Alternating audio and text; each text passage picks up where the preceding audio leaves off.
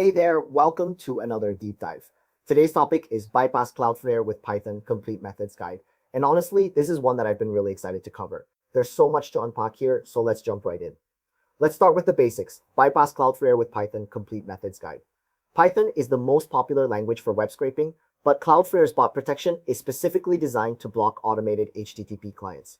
The standard request library fails immediately against any Cloudflare protected site because it can't execute JavaScript, doesn't produce browser-like TLS fingerprints, and sends easily identifiable header patterns.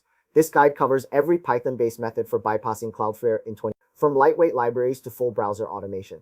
Now let's talk about why Python request fails against Cloudflare. When you make a basic request to a Cloudflare protected site, you'll typically get a 403 or 503 response containing the checking your browser challenge page. This happens because, first, no JavaScript execution. Cloudflare's JS challenge requires running JavaScript and returning a computed token.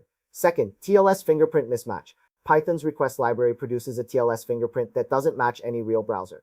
Third, missing headers. Default request headers are a dead giveaway for automation. Fourth, no cookie handling. Cloudflare sets cookies after challenge completion.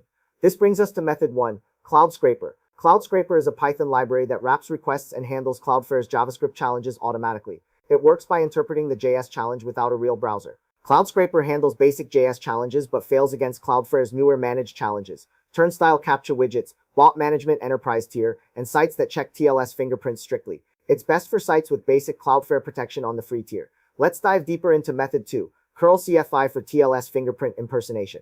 The curl_cfi library is a game changer for Python scraping. It uses curl under the hood to produce browser-identical TLS fingerprints, which is one of the main ways Cloudflare identifies non-browser clients. This method bypasses TLS fingerprinting checks and works against many Cloudflare-protected sites without a browser. However, it still can't execute JavaScript challenges. Another key area to understand is method 3, Playwright for full browser automation. For sites with JS challenges, managed challenges, or turnstile, you need a real browser. Playwright provides the best Python browser automation experience. Now here's an important point about method 4, Undetected ChromeDriver with Selenium. For existing Selenium codebases, Undetected ChromeDriver patches ChromeDriver to remove detection signatures. You might be wondering about method 5, FlareSolverr, a Docker-based proxy. FlareSolverr runs a headless browser as a service. You send it URLs via API, and it returns the page content after solving Cloudflare challenges. Pay close attention to method 6, cookie transfer, the hybrid approach. The most efficient large-scale approach is to solve Cloudflare once with a browser,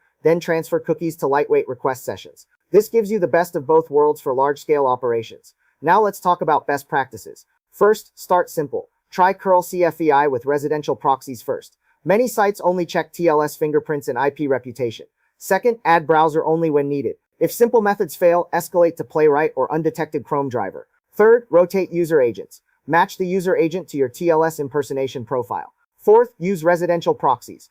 Data center IPs trigger stricter challenges. Residential proxies dramatically improve success rates. Fifth, respect rate limits. Even after bypassing Cloudflare, hitting the site too fast will get you re-challenged. Now for some frequently asked questions. Which Python method has the highest Cloudflare bypass rate?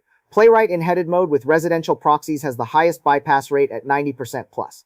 For pure HTTP requests without a browser, curl_cfi with Chrome impersonation and residential proxies works on sites with basic to medium Cloudflare protection.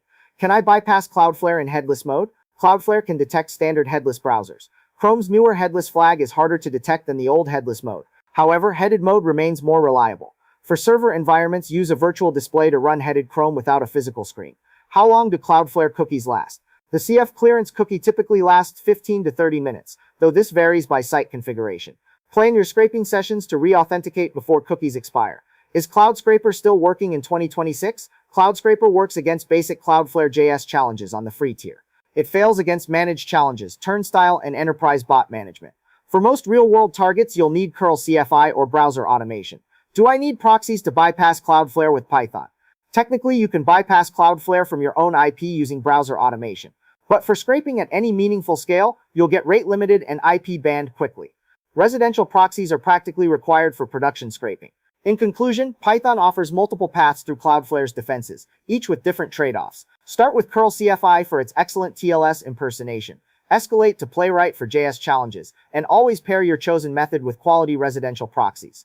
The cookie transfer approach gives you the best of both worlds for large-scale operations. That brings us to the end of today's guide on bypass Cloudflare with Python. I packed a lot into this one, so if you need to, feel free to come back and listen to certain sections again. And if you want even more resources, dataresearchtools.com has hundreds of articles on proxies, scraping, automation, and more. Thanks for tuning in, and I'll talk to you soon.